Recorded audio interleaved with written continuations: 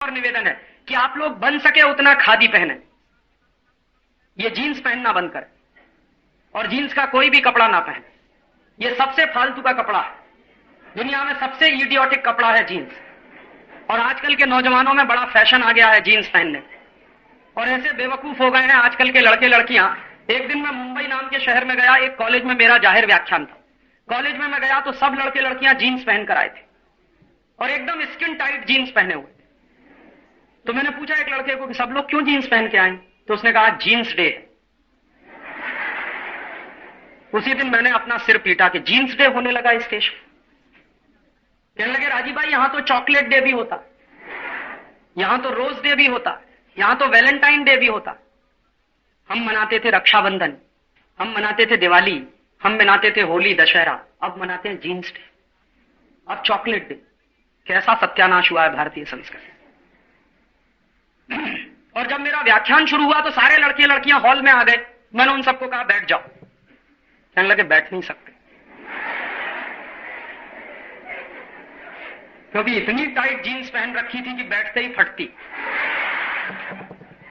मैंने एक लड़के को कहा कि भाई तकलीफ क्या है तुझको? उसने कहा मुश्किल से राजीव भाई ये मैंने चढ़ाई है। तो मैंने कहा कैसे चढ़ाते हैं? तो उसने कहा जमीन पे लेटना पड़ता है, खींच खींच के चढ़ाना।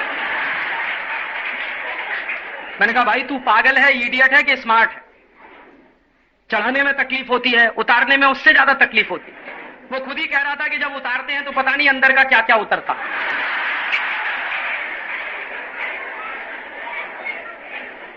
चढ़ाने में मुश्किल, उतारने में मुश्किल, धोने में मुश्किल, सुखाने में मुश्किल, प्रेस करने में मुश्किल, हर जगह तकलीफ ही तकलीफ है। क्यों पहनते हैं फिर इसको? आप कहेंगे अमेरिका में पहनते हैं, अमेरिका वाले पागल हैं सबके सब। आप बनेंगे पागल? यूरोप के लोग पागल हैं, आप पागल बनना चाहते?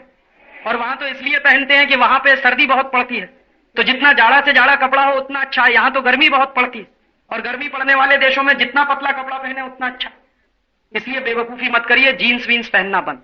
और किसी भी स्कूल कॉलेज में ये जीन्स डे नहीं होगा, वैलेंटाइन डे नहीं होगा, रोज डे नहीं होगा, चॉकलेट डे नहीं होगा। ये भारतीय संस्कृति के ठीक उल्टी बातें, ये सब बंद कराइए और भारतीय संस्कृति के काम करिए, भारतीय संस्कृति के अनुरूप काम करिए।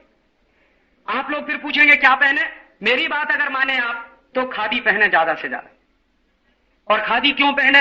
एक बार लोकसभा में एक सवाल पूछवाया था मैंने एक एमपी के माध्यम से। एमपी से मैंने ये कहा, मेरा एक दोस्त है, मैंने कहा कि सरकार से पूछो एक साल में कितनी खादी बिकती है पूरे देश में। तो सरकार के मंत्री ने जवाब दिया 1%, ओनली 1%। पूरे देश में 99% दूसरा कपड़ा बिकता है, खादी 1% बिकती है। लेकिन सरकार के मंत्री ने यह भी कहा कि सिर्फ 1% खादी के बिकने से भी भारत के 15 लाख गरीबों को रोजगार मिलता। तो मैंने एक दिन सोचा, कैलकुलेशन करके देखा जाए कि अगर 1% खादी बिकती है, 1% खादी बिकती है, तो 15 लाख लोगों को रोजगार मिलता है। अगर 100% खादी बिके तो, 100% खादी बिके तो 1500 लाख गरीबों को रोजगार मिले, माने 15 करोड़ गरीबों को रोजगार मिले। और 15 करोड़ गरीबों को अगर रोजगार मिलता है, कोई ऐसा कपड़ा इस देश में बनता है, तो जरूर उसी को पहनिए। अब मुझे समझ में आता है कि महात्मा गांधी क्या कहते थे। गांधी जी कहा करते थे कि अगर इस देश के सब लोग खादी पहने तो भारत में कोई गरीब नहीं रहेगा। तो भारत की गरीबी दूर करनी है तो खादी पहनिए। और खादी में आप क्या क्या कर सकते हैं? साल में आप कुछ जोड़ी कपड़े खादी के पहनिए, कुर्ते पजामे के रूप में। कुछ कपड़े ऐसे भी हैं, जैसे टॉवल है, खादी का ले लीजिए, रूमाल है, खादी के ले लीजिए, पर्दे बनाने हैं आपको, खादी के ले लीजिए, सोफा सेट का कवर बनाना है, खादी का ले लीजिए, बेडशीट चाहिए आपको, खादी का ले लीजिए, ओढ़ने के लिए चाहिए तो खादी का ले लीजिए। माने जितना ज्यादा से ज्यादा खादी की बिक्री बढ़े उतना ही हिंदुस्तान के लोगों को रोजगार बढ़े। और उसी दिन से मैंने खादी पहनना शुरू किया। तो मैं आपको भी निवेदन करता हूं कि आप भी ज्यादा से ज्यादा खादी पहने। हम ही हमारे देश के लोगों का बनाया हुआ कपड़ा नहीं पहनेंगे तो कोई परदेशी नहीं पहनने वाला। और खादी की बिक्री जितनी बढ़ेगी, कपास का दाम उतना ही मिलेगा किसान, क्योंकि ये कपास पैदा करने वाला जो किसान इस देश में है, उसके कपास से ही खादी का कपड़ा बनता है। और खादी का कपड़ा ज्यादा से ज्यादा बिकेगा तो कपास की बिक्री ज्यादा से ज्यादा बढ़ेगी, तो किसान को भी दाम मिलेगा।